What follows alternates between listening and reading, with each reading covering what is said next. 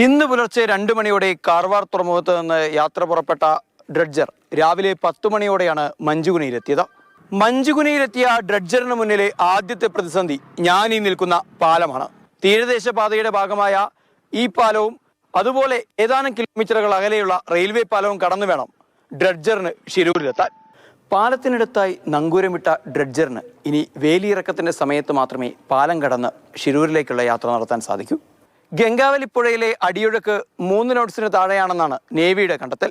തിരച്ചിലിന് ഇത് ഏറ്റവും അനുയോജ്യമായ കാലാവസ്ഥയാണെന്നത് ഡ്രഡ്ജറുമായുള്ള തിരച്ചിലിന് മുഴുവൻ ഗുണകരമായി മാറും. 2 മാസമായി നീളുന്ന ഷിരൂരിലെ ദൗത്യത്തിന് ഇനി വരുന്ന മണിക്കൂറുകൾ ഏറെ നിർണായകമാണ്. ലോകേഷും ജഗന്നാഥും അർജുനും അവരുടെ കുടുംബം ഇപ്പോഴും കണ്ണീരുമായി കഴിയുകയാണ്. ഇനിയെങ്കിലും അവരുടെ ദുഃഖത്തിനും സങ്കടത്തിനും ഒരു പരിഹാരമേകാൻ ഈ ഡ്രഡ്ജർ കൊണ്ടുള്ള തിരച്ചിലെങ്കിലും സാധിക്കണം. ഷിരൂരിൽ നിന്നും ഷാജു ചന്തപുരയ്ക്കൊപ്പം സാരംഗ് സുരേഷ്, മാതൃഭൂമി ന്യൂസ്.